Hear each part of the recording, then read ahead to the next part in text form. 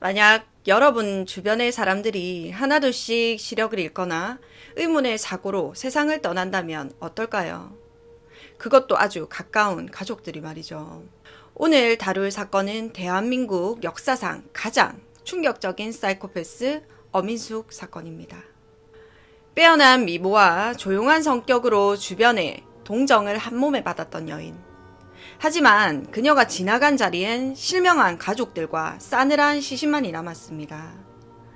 유영철, 강호순조차 뛰어넘은 그녀의 잔혹한 범행을 지금부터 파헤쳐 보겠습니다. 첫 번째 타겟은 그녀의 남편이었습니다. 1998년 이삿짐센터 직원이었던 이 씨와 결혼한 엄인숙은 처음엔 평범한 주부인 척했습니다.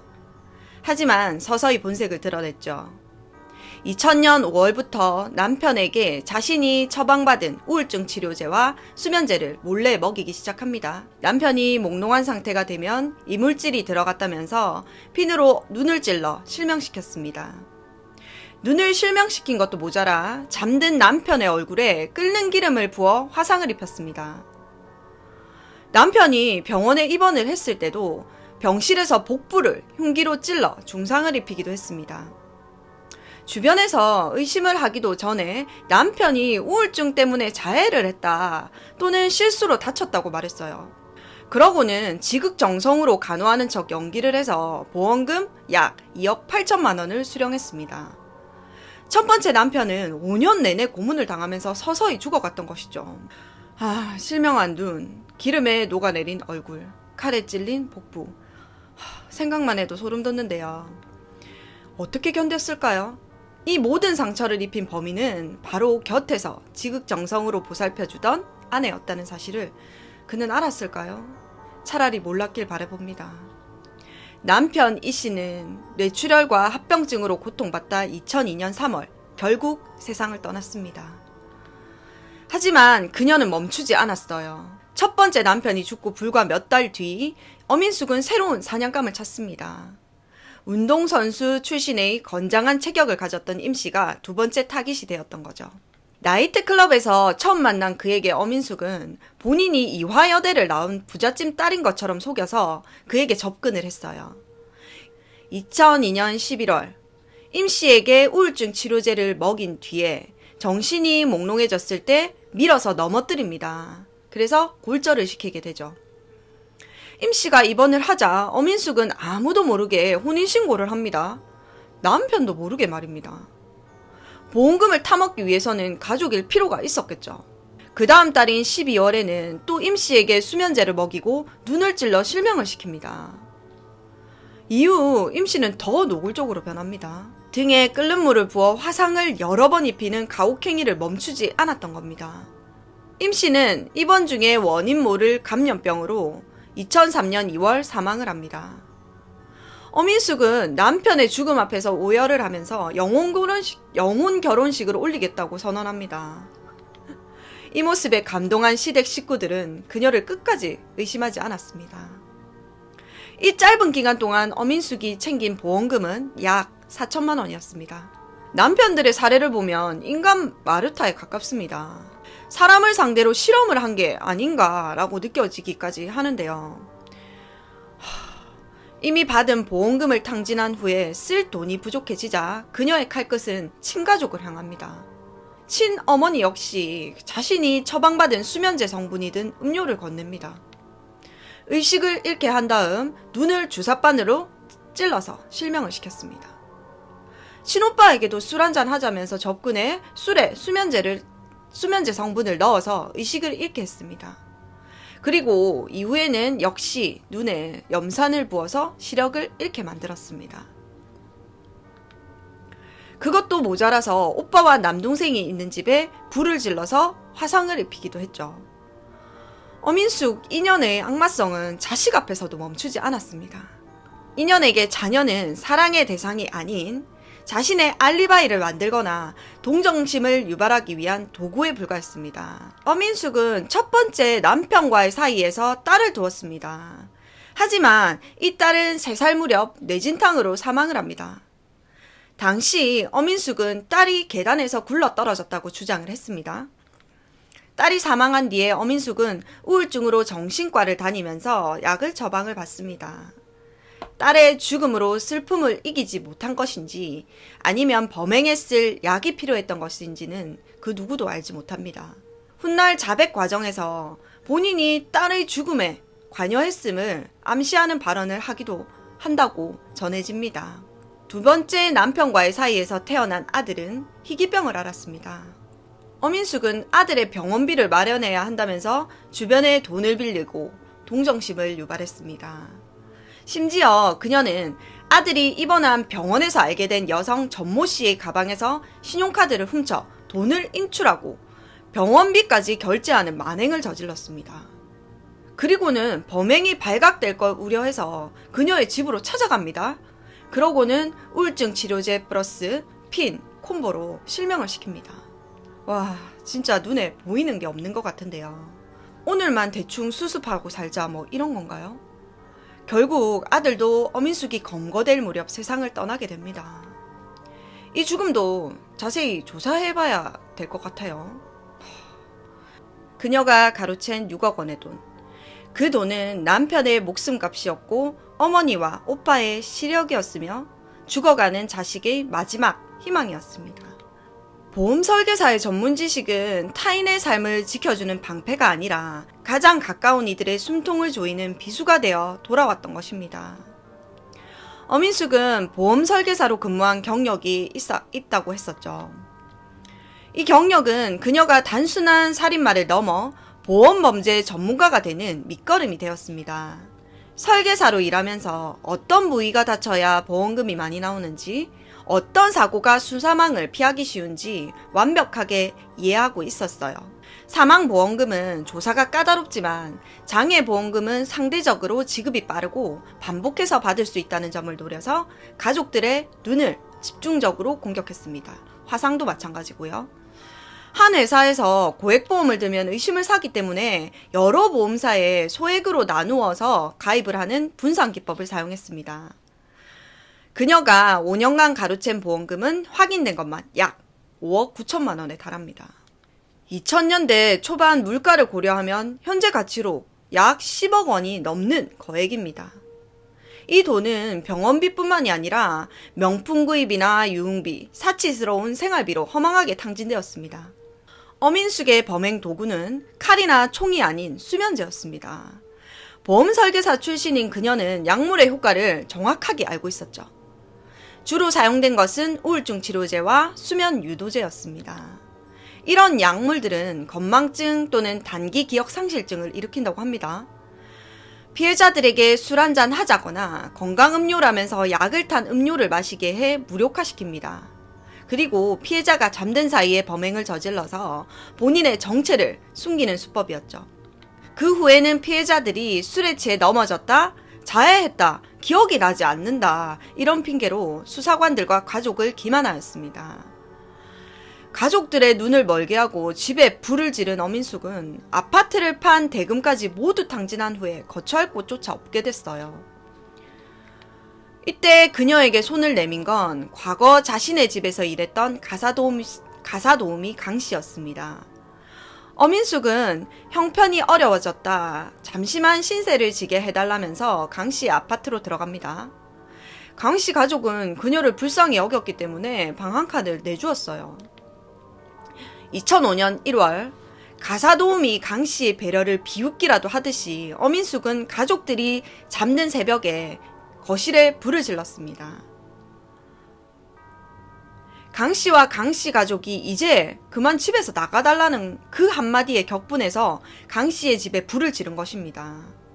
단지 자신의 처지가 초라해진 것에 대한 화풀이 혹은 또 다른 보험금을 노린 행위였을지도 모릅니다. 이 불로 강 씨의 남편이 안면에 화상을 입어서 사망을 했고요. 강 씨와 자녀들은 전치 2에서 3주의 화상을 입는 참변을 당했습니다. 그것도 모자라 강 씨의 병원까지 찾아가서 병원 복도에 불을 지르려 했다가 미수에 그쳤습니다. 병원에 불을 지르는 장면이 CCTV에 포착이 되면서 어민숙은 체포가 됩니다. 갈 곳 없는 자신을 거둬준 은인에게 그녀가 준 보답은 죽음이었습니다. 불길 속에서 비명이 터져 나올 때 그녀는 이미 차갑게 돌아서 있었죠. 어민숙이 방아로 체포되었을 때였습니다. 모두가 그녀의 눈물에 속아 넘어갈 때 오직 한 사람만은 공포를 느끼고 있었습니다. 바로 그녀의 남동생이었습니다. 남동생은 어느 날 문득 깨닫게 되어 자상하던 매형들이 죽고 어머니의 눈이 멀고 멀쩡하던 형이 실명을 했습니다. 그런데 그 비극의 순간마다 항상 누나 어민숙이 곁에 있었던 것이죠. 어민숙이 가사도우미 집 방화 사건으로 조사를 받게 되자 동생은 형사에게 조심스럽게 다가가서 이렇게 말합니다. 형사님, 이상해요. 우리 누나 주변에만 있으면 사람들이 죽거나 눈이 멀어요. 제발 우리 누나 좀 조사해주세요. 우리 누나 곁에 있으면 사람이 죽어나간다는 동생의 떨리는 제보는 5년간 이어진 잔혹한 연극의 막을 내리는 결정적인 한마디가 되었습니다. 이 제보를 받은 경찰은 단순 방화 사건에서 연쇄살인 및 상해로 수사 방향을 바꾸게 됩니다.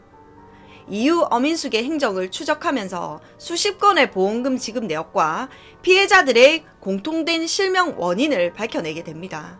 결국 완벽한 범죄는 없었습니다.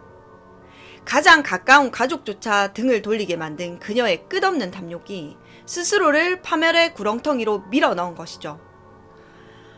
검거 후 그녀는 자신의 악행은 마약이 원인이라면서 변명했습니다. 하지만 주변 사람들은 약물 중독이나 정신 이상과는 거리가 멀다고 증언을 했습니다. 그리고 약물 검사 결과 또한 마약을 한 적이 없는 것으로 밝혀져 거짓임이 드러나게 됐습니다. 정신감정분석 결과도 너무 멀쩡한 상태였는데요. 꾀병에 가깝다는 실제 의사의 진단도 나왔었죠. 반면 반사회적 성격 장애 테스트인 PCLR 검사에서 그녀의 사이코패스 지수는 40점 만점의 40점이라는 결과도 나왔습니다.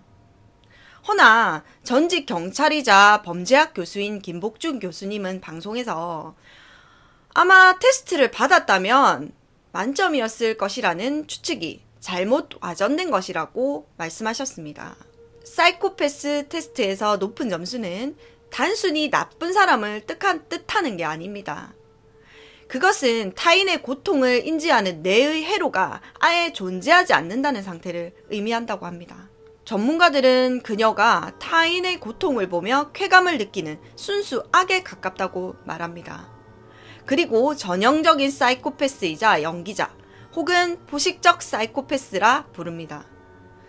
유영철, 강원순도 넘지 못한 40점 만점의 40점. 와전된 것일지는 모르겠지만 이 40점이라는 숫자는 전무후무한 사회적 포식자 어민숙이라는 짐승의 상징적 의미가 아닐까요? 당시 사건을 담당했던 형사와 관련 수사관들은 이렇게 말합니다. 처음 조사를 하러 갔을 때 너무 가냘프고 아름다운 여성이 앉아 있어서 우리도 당황했습니다. 전 남편이 정신질환 좀 있어서 눈 자해하는 거 보고 그리고 나서 그걸 생각해내게 된 거였어요. 돈이 필요해요. 약을 샀었어야 됐어요. 무슨 약이요? 마약이요. 제가 그랬을 거라고는 생각 안 했었을 거예요. 말투는 조곤조곤했고 눈물을 뚝뚝 흘리며 아픈 아이 걱정만 하더군요. 베테랑 형사들도 설마 이런 여자가 그런 끔찍한 짓을? 이라며 순간적으로 흔들릴 정도였다고 합니다. 취조 중 어민숙은 갑자기 발작을 일으키거나 기절하는 연기를 했다고 합니다. 하지만 응급실로 실려가 검사를 해보면 심박수와 혈압이 너무나 정상이었다고 합니다. 형사가 연기 그만해라 라고 말하자 순식간에 눈물을 닦고 무표정한 얼굴로 돌아와서 안 통하네? 라고 했다고 합니다. 또 형사님, 저 배고픈데 밥 언제 줘요? 라고 묻는 그 눈빛, 그건 인간의 눈이 아니었습니다 라고 생생히 기억하기도 했습니다. 수사관들이 가족의 실명 상태와 죽음을 언급하면서 다그치자 어민숙은 미안해하기는커녕 어차피 죽을 사람 아니었느냐, 보험금이 나오는데 뭐가 문제냐는 식의 반응을 보여서 형사들을 경악해 했다고 합니다. 2006년 대법원은 그녀에게 인간으로서 도저히 할 수 없는 잔혹한 범행을 저질렀으며 사회로부터 영구히 격리할 필요가 있다면서 무기징역을 확정했습니다. 존속 중상해 및 살인, 현주 건조물 방화치사, 강도 사기 등등 적용된 혐의만 10가지, 범죄 행위는 24건에 달합니다. 그녀의 근황은 간간히 전해지는 동료 수감자들의 증언, 그리고 언론 보도를 통해 알려졌는데 그 내용은 사건 당시만큼이나 기묘하고 소름 돋는 부분이 많습니다. 엄인숙은 현재 청주 여자교도소에 수감 중인 것으로 알려져 있습니다. 이곳은 고유정, 최순실 등 사회적으로 파장이 컸던 여성 수감자들이 모이는 곳입니다.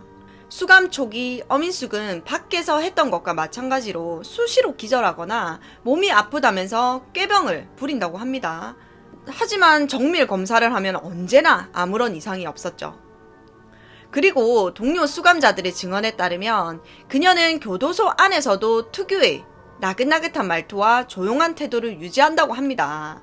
하지만 결정적인 순간에는 자식의 이득을 위해 남을 조종하려고 하거나 죄책감을 전혀 느끼지 못하는 냉혈한의 모습을 보인다고 합니다. 그래서 다른 수감자들도 그녀를 기피하는 경향이 있다고 전해집니다. 2024년 MBC 다큐멘터리 그녀를 죽였다를 통해서 엄인숙의 실제 얼굴 사진이 대중에게 공개가 됐습니다. 보시다시피 공개된 사진 속 그녀는 범행 당시의 가냘프고 청순한 이미지와는 다소 거리가 있는 차갑고 날카로운 인상이었습니다. 얼굴이 공개되자마자 누리꾼들은 아니 저 얼굴에 속아서 가족이 죽어갔다니 믿기지가 않는다. 사이코패스 40점 관상이 따로 있는 것 같다 라면서 다시 한번 분노했습니다. 대한민국 법상 무기징역수는 20년 이상 복역을 하게 되면 가석방 심사의 대상이 될 수 있습니다. 철장 안에서 보낸 20년, 수감 생활이 그녀를 뉘우치게 했을까요? 아니면 더 정교한 가면을 쓰게 했을까요? 전문가들은 사이코패스의 본성은 고화되지 않는다고 말합니다. 엄인숙은 여전히 그곳에서 누군가를 속일 연기를 준비하고 있을지도 모릅니다. 사이코패스에게 타인은 오직 자신의 욕망을 채우기 위한 수단일 뿐이니까요. 돈을 위해 혹은 즐거움을 위해 가족의 눈을 멀게 했던 그녀. 과연 그녀에게 용서라는 단어가 허용될 수 있을까요? 그녀에게 내려진 무기징역은 반성의 기회라기보다는 우리 사회가 이 포식자로부터 스스로를 지키기 위한 최소한의 방어막일 것입니다. 우리 곁에 숨어있는 평범한 악마를 우리는 알아볼 수 있을까요? 그리고 사이코패스의 교화가 가능하다고 믿으시나요? 댓글로 의견 남겨주세요. 시청해주셔서 감사합니다. 구독과 좋아요 부탁드립니다.